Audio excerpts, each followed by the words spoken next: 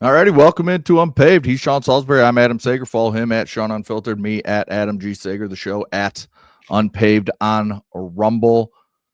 Sean, we got a lot of football to talk about. We're going to talk some NFL, some owners and coaches saying some things that don't know what the hell they're thinking.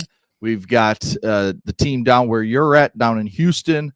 Just things aren't going like we thought they would this season. College football, we're going to talk a little bit of Georgia. We're going to talk a little bit of Georgia Tech, Texas A&M, just kind of where things stand with those teams and how serious of contenders are they to compete with an Ohio State type team for a national title game. But before we do that, let's pay off our poll question from yesterday and give you our new one.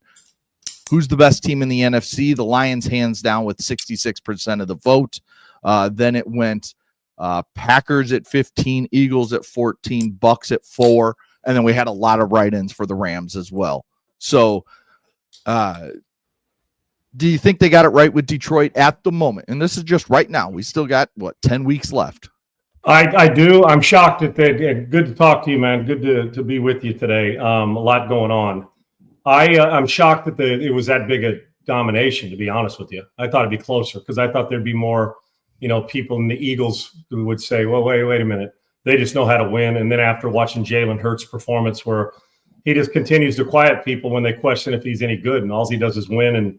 And in that game, he made a bunch of big plays this past weekend. The Buccaneers, the last loss, I think people see that. So they've kind of they quiet on him, even though I think they're still really good. And the injuries, I think, have people looking forward. I don't think the Packers are there yet. I still think there's a few weaknesses that they're going to have to correct in a very tough division. And the Rams in my mind would be second. We didn't put them on there. The Rams would probably be second. And folks, just so you know, there's a lot of choices. Sometimes we don't put it on there so you can banner and write it in and give us why you think it should. So I'd have a hard time betting against the Rams in a head-to-head game against any of them, depending on where the game was played, if everybody had at least one or two guys healthy. But yeah, to me, Detroit, and I actually think their defense might be better this year than they were last year. I do. I like the way they fly around, and especially considering that they're banged up in the back end. Yeah, give me Detroit. With the Rams, I would have put second, but I'm shocked at the distance between 1 and 2 on that poll. Yeah, I mean, when you look at Detroit's defense, they're a completely different defense when Aiden Hutchinson is healthy. No doubt. And maybe that's a big reason why. Yes, he is every bit of that tier with Myles Garrett, TJ Watt, Micah Parsons, all those guys. I mean, he is that big of a difference maker. Segs, if we redrafted, how we always do that. Well, let's go back and redraft. He's getting picked where he is or even higher.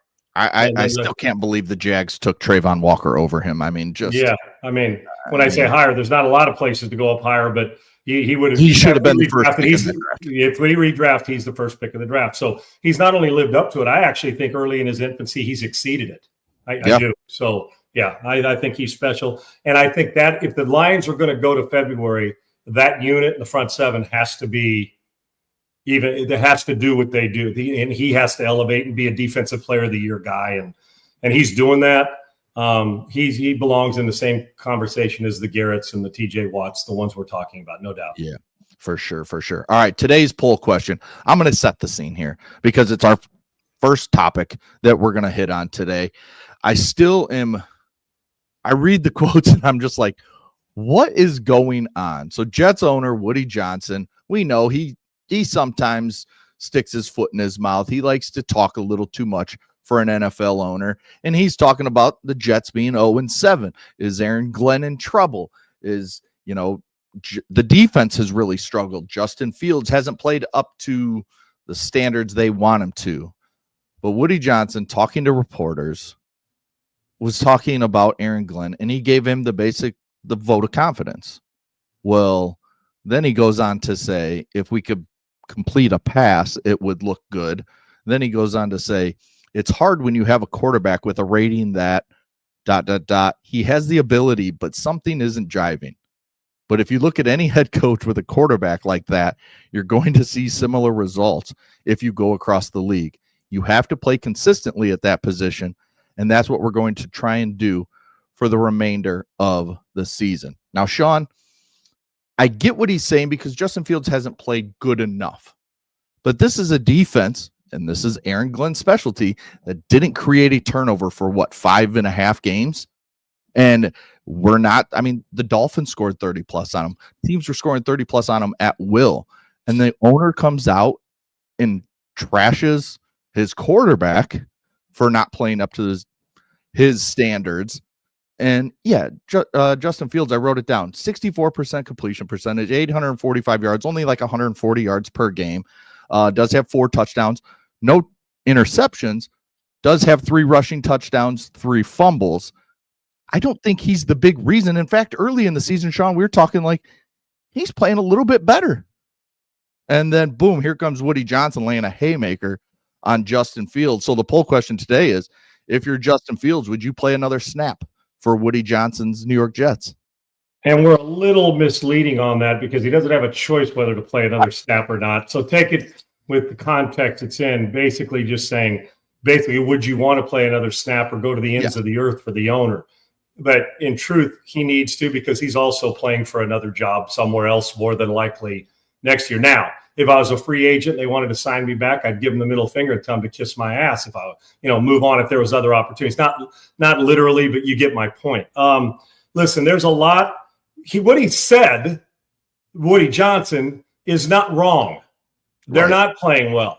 They're not, stuff you say behind closed doors. You go to him, you go to the coach. Aaron Glenn has not been good. The defense has not been. This organization sucks ass, okay? It just does. And passionate New York fans deserve better than to watch this. I know when I say trash, I'm not talking about the individual players, just the trash product you're putting out there. They're awful. And it's every year. Last year was Aaron Rodgers' fault. The year before, somebody else's fault. Then it's somebody else's fault. The fact of the matter is, the stuff, the Sam Darnold, boy, it turned out pretty well for him. In Seattle, all the way back to Geno Smith back in the day. No doubt. There's the dysfunction. It always starts at the top. And if the leadership at the top sucks, you can't help but let the leadership go down. Now, if a player said this about a coach like Tua, or players like Tua and Carson Beck have said in recent weeks, the I confess he did a thing, we would lambaste them and destroy them and say this is uncalled for because you just don't air the dirty laundry. Now he's a billionaire. It's his money. He can do what he wants. But if you're trying to have some function and not dysfunction in your organization, this ain't it, okay? I'm so tired, as I tweeted, of billionaires overloading their mouth with their ass. And at no time, and I'll continue to say it, if the face of your franchise or the voice of your franchise is the owner, you got problems. That's why Dallas, I love Jerry, but they ain't winning a Super Bowl anytime soon. It's got to be a player or coach or somebody else. It can't be the owner. And Woody Johnson, every now and then he'll come out and say, remember, he made comments about Aaron Rodgers as well. Mm-hmm. He just continues to overload his mouth with his ass. You're a billionaire. It's your team. Do what you want. But if you're trying to create function and not dysfunction and separate a team even more than it is, I mean, how shitty can you get when you're this bad? Well, apparently it gets shittier because the owner has got diarrhea of the mouth. Now, take your baby oil company and Johnson & Johnson, and you have trouble running your own nose, let your company roll it on your doggone skin, take your ass to the Bahamas and enjoy a vacation because your team's going to suck then and it sucks now. But the dysfunction starts at the top and it'll roll all the way through. I can tell you right now, the difference that they're 5 players away from being 5 players away. Yes, Fields should be better. Yes, this is obvious. He pointed out a bunch of Captain Obvious statements. Just don't do it with a mic in front of you, man, in some hotel lobby or wherever the hell he was answering the question or in his complex. I just don't get what purpose it serves. If you want to take him out, if you don't like him that much, then cut his ass. Right. If you got the balls, then just cut him. Go to Aaron Glenn saying you don't have a choice. If you don't want to cut him, you're fired too. Because Aaron, I got news for you. Aaron Glenn's not exactly hanging on to a strong rope right now, considering what, where I mean, that's a short leash. It's not a long one with the way they're playing. And I hate votes of confidence because that's telling you better have a head on a swivel. So, and I like AG. I do. I'm a big fan of his. Played during Meyer. But production, we're in a production business. Well, we're in the potential business when we draft and go get free agents and overpay. And then we're in the production business when things start to go south. They've gone south, and they're worse than they were. They're getting worse in that organization, and the dysfunction starts at the top. You can't ask for everybody else to have a functional relationship and a business model when the very owner himself doesn't know how to run his own nose. And I just don't know Woody Johnson from Adam, but I know this, that what he said was stupid. If you take care of that behind closed doors, nobody's got a problem. Plenty of owners do that. They give ultimatums. They give you either do this or you don't, or you're gone, or you get rid of this coordinator or this coach, or you're gone. So what do they do in the offseason? You think they just get rid of their friends? They've been told 4 of these guys got to go or you're getting fired. So they get rid of them because some of these guys are their 20-year best friends. So in this case, if you're really that adamant that Justin Fields, who hasn't played great, he's been up and down. It's been typical of his career. Flashes of brilliance, a lot of average, and some bad. But cut him if you don't think so. What this serves, because now would you not only turn the team against you, the quarterback, but the rest of the guys on the team are saying, well, hell, just cut me instead. I mean, how do you trust the owner that if you miss an interception or drop ball, that he's not going to come out and do that? That's a coach's job and it's an in-house job all the time. You could say we got to get better. We all know what the problems are. I just don't know what purpose this serves with a billionaire. It just goes to show you, just because you have money doesn't make you the sharpest common sense IQ guy in the thread. Okay? Like I said, add some baby oil and go get some sun. He needs that, obviously. Vitamin D would help. And by doing this, he makes his new GM and his new head coach look dumb because they're the ones that wanted Justin Fields and gave him 2 years, $40 million, $30 million guaranteed. So not only is it's an undercut and an emasculation, say. Yes. They undercut I know they're 0-7, so who you undercutting? Their job's got to be evaluated too. But you're just basically saying to the whole organization, by saying that, you've instantly cut their nuts off and said, well, this is a you job, and so I'm saying this out loud. The coaches are supposed to handle the football stuff, and if you don't like it, like I said, cut his ass and move on. But I don't know what purpose it just tells me. How does the guy become a billionaire when he has no leadership skills, doesn't know how to run his organization? I'll tell you how. He is given a silver spoon, and it was a hand-me-down. That's how. Because otherwise, I'm sure he's a really smart guy. I'm sure a good guy. But keep the microphone out of his face, or he should keep the camera out of his face and let those guys do it. And if they're not living up to your expectation, clear house. Yes. Fine. But what purpose does it serve? Is the Rooney going to do that? No, the Rooneys aren't going to do that. Bashotti's not doing it in Baltimore. The Hunt family's not doing it in Kansas City. The Rams team owner's not doing it there. You know why? They've empowered the guys that they trusted to go do it. And if they're not living up to your trust, you fucking get rid of them. It's pretty simple, like they do in every other walk of life. You just don't do it.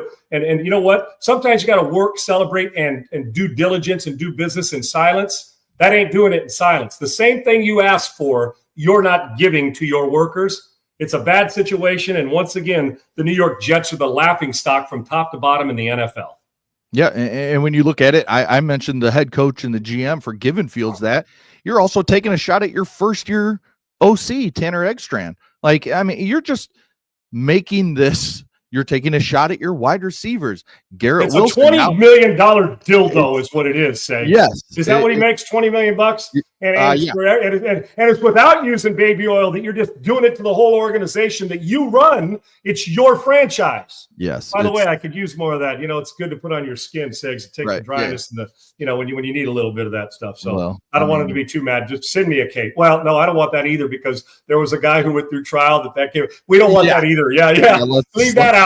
Yeah. I'll stick to tanning lotion. I caught it. No, not doing it. But Segs, I just don't go with a different brand.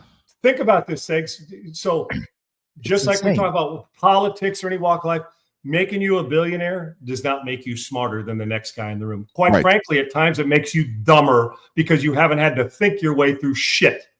And this is not how a leader jumps in front of an organization and says, come behind closed doors. How do we get this fixed? This is, I confess you guys suck and my quarterback sucks, yet I'm the one writing a $20 million, fifth, whatever it is, check to him, trying to keep him here. And we're not even halfway through the damn season.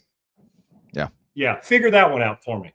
I know Justin Fields from his time in Chicago, and he's not a very boisterous person. He don't talk a lot. He don't say a lot when he's in front of the media and stuff. But, man, if he came back and clapped back at the owner, I would applaud him because you know what? They can get rid of him. They can cut him. But he's got a $22 million cap hit next season where they only save $1 million if they cut him. So it's a horrible contract. Everybody knows what Justin Fields is. If you think he's different, that's on you. That's on Woody Johnson. That's on the GM. That's on the head coach and the OC. Segs, I got to ask, well, what would you do? Of course he's going to play if he's the starter. You're not going to cut off your own nose to spite your face if you're Justin Fields. You know what I do? Just like you would anything. You got to be able to compartmentalize. I ain't playing for that guy. He signs my checks. He wants to cut me. Have at it. It's going to crush you. You're cutting off your own nose to spite your face if you do that. And what's your option? If you had a better option, you'd already turn to it right now. No offense. They would have, and maybe they will if they think it's a better, longer option. But we know the potential, and I know we're all getting tired of saying Justin Fields' potential. Maybe he goes somewhere else and can be better than he was in Chicago and Pittsburgh. But the purpose of it, like I said, we all want to talk instead of listen. And he's the owner. He has that right, but I just don't get how it helps anybody. And when you say, yeah, Justin Fields, go play. If I'm Justin Fields, I want to play even better now so I can give him the invisible middle finger, basically, by my performance. But of course he's going to show up. Of course he's going to play, because you're not playing for the owner now. You're playing for your teammates, which you should have been doing in the first place, and your coaching staff. The owner sits up there in the suit. Other than that, I'll bet you he and Justin Fields haven't had a conversation since time they signed him. Because I know in all the years, and I liked my owners.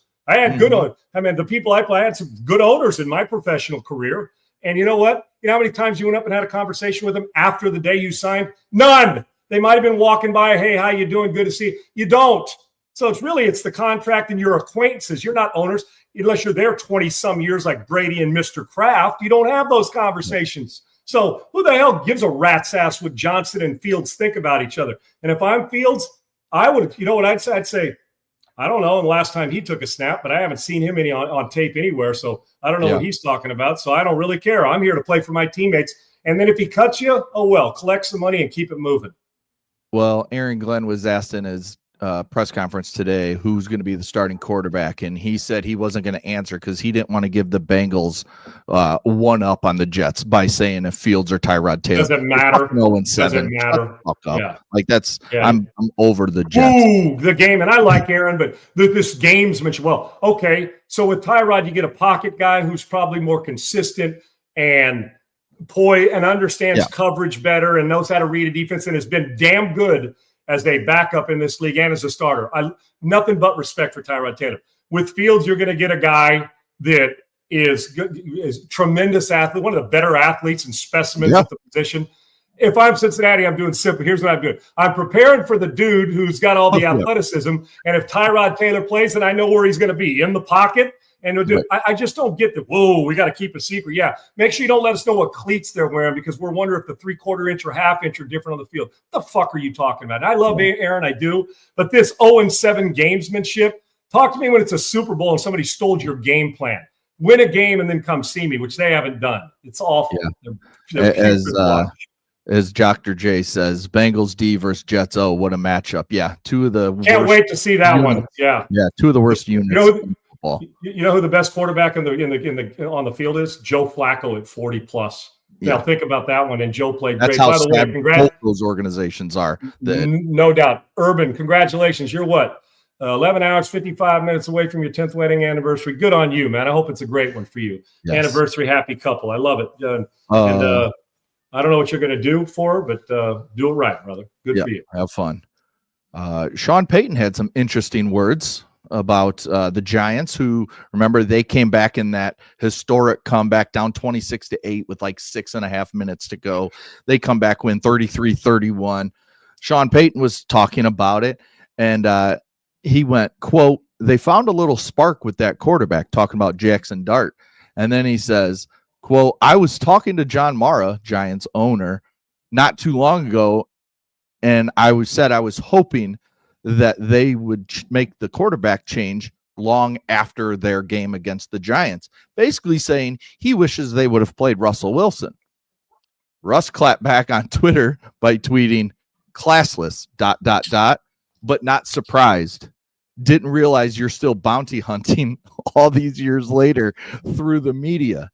So, I mean, we got a coach and a quarterback who are no longer together. They clearly do not like each other. They both will speak their mind. We've heard both of them do it from, all these years past that they've been in this league.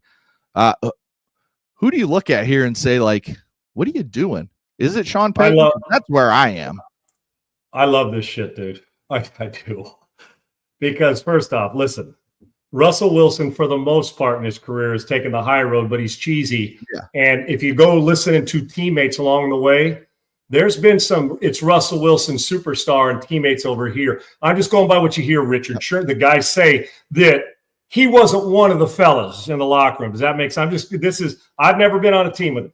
Listen, I respect the guy who's done what he did as a third-round pick in his career. Now, I think Russell's a little too buttoned up for some's liking, or at least to the appearance of him being buttoned up. I think he's a little cheap. And then what he say? I mean, I think he's got a lot of fake enthusiasm when it comes to on the sidelines. I do, but I don't have a problem with him getting back at Sean Payton. Why not? They don't play. They were team. And you know what? When Sean Payton took the job, it was the one gig that was offered to him, and he's really good, and we know that. And he's a hell of a coach. Mm-hmm. Sean didn't want Russell Wilson as quarterback. They were just in too much money. There's nothing he could do. He didn't want him in the first place. And you could see the way he coached him from the get-go. Now, unlike some, I'm not going to make this a black-white thing, okay? Unlike some out there who are going to turn it into that's not true either when it comes to Sean Payton for any of us who know him. Now, I respect Russell Wilson immensely because he has taken the high road for the most part in his career. He has. Now, I kind of like him when he gets a dig because it's not normally like him. Fight back a little bit. And it was a major dig by Sean Payton. And I'm with him because I would rather face Russ Wilson than Jackson Dart too at this stage of their career. But I'm not going to diminish Russ Wilson's career and a potential Hall of Fame career. Listen, Sean Payton is one of the great antagonizers in all the sports. And I love him to death. That's why media loves him. He knows how to antagonize. And it was his way of saying, one more kick out the door. Let me just show you why Bo Nix is better than you and why I would have rather had Jackson Dart than you as my quarterback. It just is. But I have no problem. They're not going to play. They're never going to be on the same staff or team again. Russell Wilson, it shows me there's a little fight in him, and he gets after it a little bit. So I'm okay with this. Sean Payton didn't like him. It ain't going to be the first time a coach and a quarterback didn't like each other.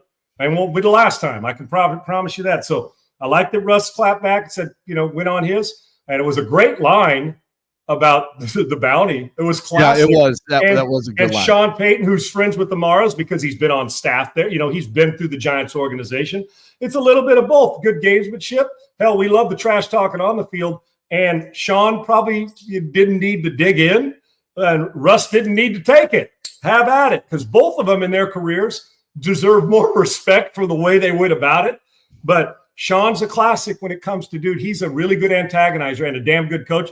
Russ Wilson's been a really good player, a Hall of Fame type player, and has handled most things taking the high road. But, Russ isn't everybody's favorite on the team in places he's been, but respected. And Sean Payton's probably had more than one run in with quarterbacks along the way. Here's what I do know. Russell Wilson's extremely sensitive, and Sean Payton knows how to find that, knows how to get in there. And Sean's probably got a little sensitivity in him too, but I know Sean Payton better than I do Russ Wilson. Respect for both. I don't have a problem with this. I don't blame him for fighting back in Russ Wilson's case. And I don't think Sean needed to say that, but Sean Payton's a gamesmanship guy. We see this stuff all the time. Not a big deal for me. Not a big deal at all. Yeah, I like the little bit of back and forth. I think, we see it was uncalled for, Sags, I'm saying it need to. Yeah, right. There was no reason to tell the John Mara story. You could have just said, hey, I really like what Jackson Dart's doing. He's giving him a little bit. He could have focused on Dart, right? Yeah, you could have just done that. But hey, take your shot, I guess, when you want, and just don't get upset when they clap back. So now that's just the thing. Don't be sensitive. Don't claim the renegade or I can handle all this. I'm talking about on either side, and then turn right around and get sensitive. I would imagine that Sean's going to smirk at it a little more than Russ is. Yeah. But I also know that there's going to be a lot of people that are going to take Russ's side because Sean's brash. He is, and he knows he's good, and that's not a bad thing. A lot of them do. But I kind of like it because it gives us fodder for another segment to talk about it. I think it's kind of cool. I don't mind them getting after each other. Yeah, there's some interesting stuff going on in the NFL these days. But before we jump into some college football real quick, let's talk about perplexity. I'm all in. Triple E, let's you and I do this thing together, brother. Hey, guys, let me ask you something. Let me ask you to the heart of what you're doing. How much time do you spend every single day on your web browser? Well, I got a new AI-powered web browser from Perplexity called Comet.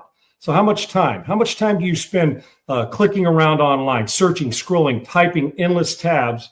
It's a lot, right? Well, let's toggle through this stuff and let my guy Triple E and I walk you through it. You can ask Comet to do things for you, not just give you answers. Comet feels like having a personal assistant living in your web browser, can actually do things for you across the internet. You can ask it anything and to do tasks for you and literally click, type, search, and scroll just like you would to get things done for you in the background while you go about your day. We all want more efficiency from our day, and Comet from Perplexity, this new AI-powered web browser, is doing that for you. Comet can shop for you, make reservations, book travel, summarize articles or videos, send emails, schedule meetings, and a lot more to make your life easier. Let's show you how it works. Now, folks, when you think about this, think how much time you do, regardless of what it is for work, pleasure, travel, amazing what it can do. And if there's feels like a live human being hanging in your web browser and it frees you up to be more efficient doing something else, why wouldn't you? All right, for instance, let's say, Triple E, let's go find a great Mexican restaurant in Austin next Wednesday. Okay, next Wednesday. And let's see, let's do it at a time. How about we say this? At a time, maybe 7 o'clock that fits my calendar, and book it. Then I want you to send that calendar invite and an email to my colleague, John, with the details. As Comet works, you're going to see all the screen recording play come up, right? You're going to see it check your calendar, scan restaurant options, book the reservations, create the invite, and then it's going to email John. And as you roll through that, it's pretty cool, right? So if you'll just download Perplexity, think about what it's doing to free you up so you're not worried about it.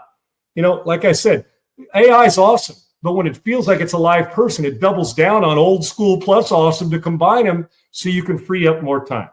It is pretty cool. So download Perplexity, the new AI web browser by Comet, by heading to pplx.ai/Sean, SEAN, and let your browser work for you.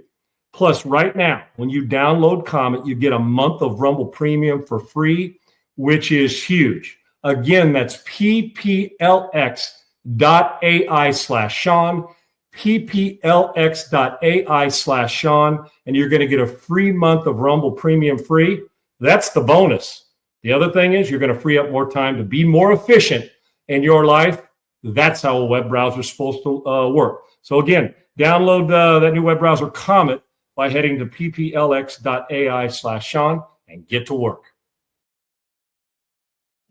All right, Sean, here, just a few more minutes here on Unpaved with myself and Sean. Sean, let's look at college football. I got 3 teams that I think are really interesting when we're looking at the national landscape, the national championship landscape, as we get a little bit further on into this season. Tell me who you like the most out of these 3 teams. Is it number 3, Texas A&M? They sit at 7-0 in the SEC, sitting really well, look like they're going to make the playoffs. You got number 5, Georgia, who me and you both kind of wrote off as a team that wasn't the Georgia of old. Then they come out, score 43 on Ole Miss. Gunnar Stockton throws 4 touchdowns. They're 6-1, 4-1 in the SEC, starting to play their best football. And then you got Georgia Tech sitting at number 7, 7-0, playing really good football. Georgia and Georgia Tech will play each other the last game of the regular season, as always. Looking forward to that matchup. But if you had those 3 teams, who are you looking at right now? Well, let me ask you this, Segs, and I'll answer it. Of those 3 teams, which team has to have the quarterback play? I know they all have to play well. Which team cannot overcome bad quarterback play? Feels see if we're on the same. I know it's all of them, but I mean, yeah. Which teams? Who can survive and hang around? 2 of the Georgia 3 can hang.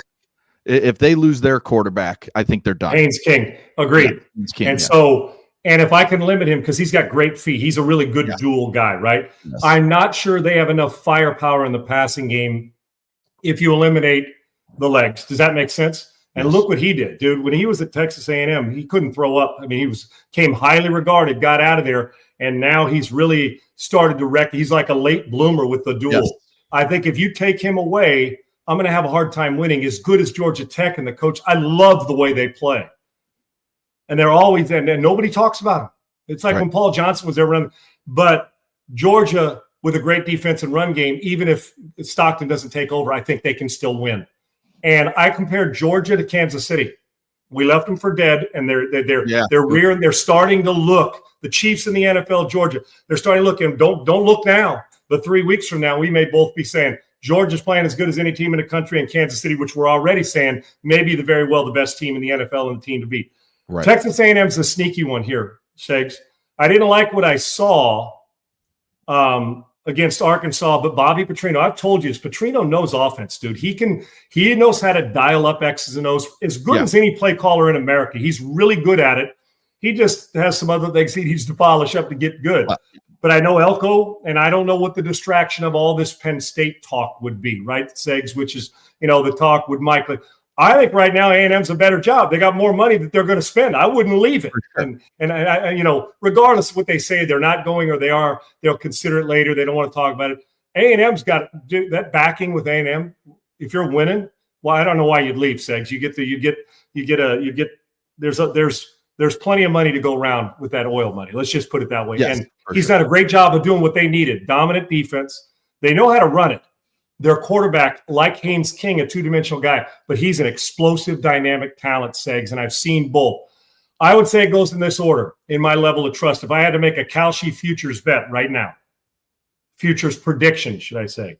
Yeah. I'd take Georgia, followed by A&M, followed by Tech. And who's going to have the easier path to get there? Tech is, because of where they play. The tougher path is Georgia and Texas A&M. But I like A&M's energy, and they've never won since they've been in the SEC in Baton Rouge, which they have to do this weekend. And quite frankly, if they play their best and LSU plays their best, because I think we overrated LSU from the start now that I look back. They're just not – we know who you are this one. I think I've seen enough from A&M to know that finally, not with Jimbo, not with Sumlin before that, this team's more physical than A&M teams of the past, because this is the time of year when A&M's physicality would wilt.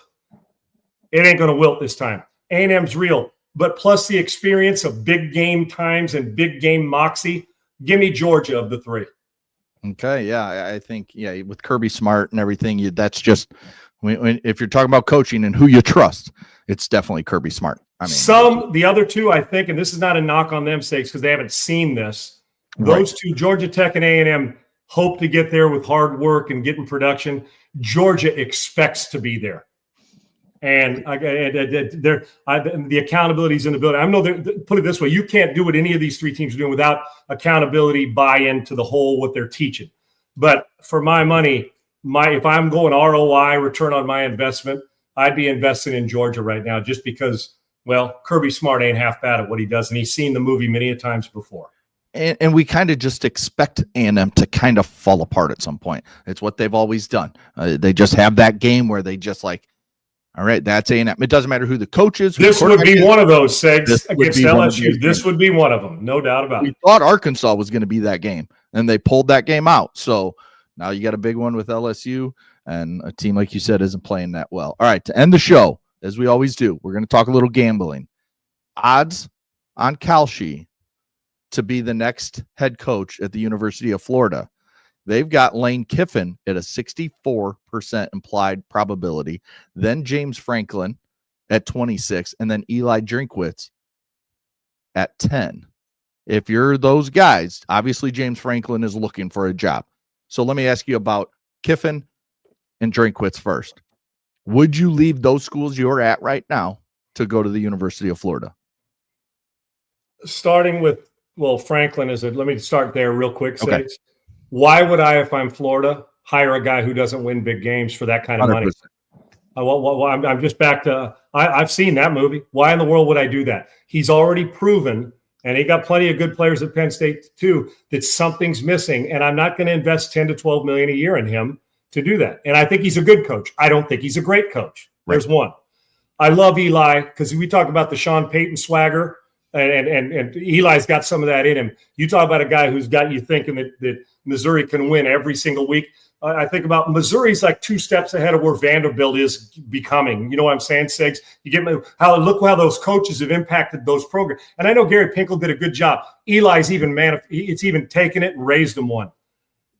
You have no choice but to go if you're Eli. I'm sorry. Now, I know we probably thought the same thing about Indiana, but I just don't know. We're just recruiting base and the rest of it. I don't know how you don't take the Florida job if you're. I know they're both SEC, but okay, let me ask you this: you got Duke, and give me a St. John's. St. John's. I'm just using them as St. John's. Good program. Rick Pitino, they're really good, right? History, blue blood program. Yep. Louis Carnesecca. Look what Pitino's doing. You're making the same money. You leaving? Where do you got a better chance to win a national title? At Duke or St. John's? Duke. Even though St. John's can get to the playoff and win 3 games in the tournament, you just the better chance. You just have a better bandwidth. You just do. And while Missouri has done some amazing things, Florida's bandwidth and recruiting base is bigger, and they're going to pay more. So I think Eli would leave. The one here is Kiffin. Florida still got a bigger bandwidth than Ole Miss does, but it's starting to give me a Dabo. Now Dabo won a national title, but it's starting to give me a Dabo feel. The love that they showed for Dabo to keep him there. I almost feel like Lane's matured enough to say business is not done yet here at Ole Miss, but money talks. I think he's got a place down in Florida. I think he's got some stuff down there. I would understand why he did. I mean, he with Tennessee. Lane's had some jobs now. Yeah. Tennessee, Raiders. 2 of the 3 are my favorite teams, right? The Raiders and the Trojans. So I've known the guys that I wouldn't watch them play high school football, as I've said before. So I love him. The temptation's there. I am curious. I don't know if he would, Sigs, but I would think that Eli would be the no-brainer. If I'm Florida, I'm not paying all that money to James Franklin. I'm just sorry, I'm not. The catch here is, do you want a guy like Kiffin? Because you know you'll win. The question is, what's a better program right now, Sigs, Florida or Ole Miss? That's what he's got to ask himself. Right. Has he built it enough at Ole Miss to say, I can get the same people Florida can? I don't need to leave for Florida. Because when Urban Meyer was there, it's a no-brainer, right? It was a no-brainer. But how do we feel about the program now? And I think that's something you have to face. I would think they could make it worth his while to leave, but there's a part of me that wants Lane to stay at Ole Miss and just do his thing there. But I would get it, and I definitely would get it. My gut tells me that Eli would jump at it quickly, even though I know he loves Missouri, and he would be one hell of those 2 over Franklin today and twice on Sunday for me, no doubt. 100% agree. All right, that'll do it for today's show. Tomorrow, we got some big college football games this weekend. We got Ole Miss at Oklahoma. We've got Alabama and South Carolina. We got Missouri. We're just talking about in Vandy is another team that I could have thrown in that with those 4 teams. And then we have a sneaky one. UCLA is red hot. They travel to Bloomington, Indiana to face the number 2 team in the nation and the Hoosiers. Are the Hoosiers on upset watch? I don't know about that. And then we'll talk a little more about Penn State. We'll look at Penn State's coaching odds tomorrow. And then plus we have Vikings at Chargers. Carson Wentz will start again on Thursday Night Football. We'll break that down for you as well. Hey, real quick, Sigs, before we go, 2 things. Just some news that we'll probably get into tomorrow. We don't, matter of fact, it's never happened, where a college coach jumps and goes right from college to the Major League Baseball. Tony Vitello is Tennessee's manager, who's really good, is supposed to be, according to Jeff Passan, is supposed to be in a position to be the first ever to jump from college to Major League to take over the Giants job in San Francisco, which I can't blame. Tennessee is a great baseball program, but it's the San Francisco Giants. They're talking about blue blood. Major leagues. That's exactly right. So you work your whole life for this. He's 47. Keep an eye on that. And one other thing, Sigs, we have to, because not just because I live here, because I think the Texans are done. And I know we teased that we want to get – I really want to hit that hardcore NFL tomorrow, because this is a team we thought was running away with the division. I'm not sure they're running away with shit. And now Nico Collins has got a concussion. And I'm telling you, the offense is a hard watch, Segs. And I watched some more film on, and I saw a video and then went back and watched it because I tape them all. Once again, the simplest things on the offensive line, they can't pick up. Just running into each other. It is. It's like I don't mind organized chaos, because that's what football is.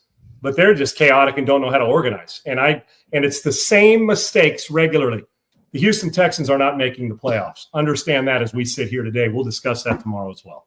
All right. Yeah. We got a lot to talk about tomorrow. Thanks to Triple E. Thanks to Laura, as always, behind the scenes. Thanks to you, Sean. Thanks to all our listeners, as always. We appreciate you guys joining us every single day as we continue to build the show into a monster. Right, Sean? Yes, sir. Monster, that All right. unstoppable monster, but a good monster. A good monster. Yes. A friendly one. Yes. I mean, we're not going to unless you say something stupid, then we'll snap back at you. There you go. Oh, we'll snap back at you, but we're not going to throw our own teammates under the bus when we own the team. No, what a shocker. Okay. Right. What a shocker. We'll see you guys tomorrow. Great great stuff, brother. Thank you. Yep. All right. We'll be here back at noon Central, 1 Eastern. See you guys later. Peace.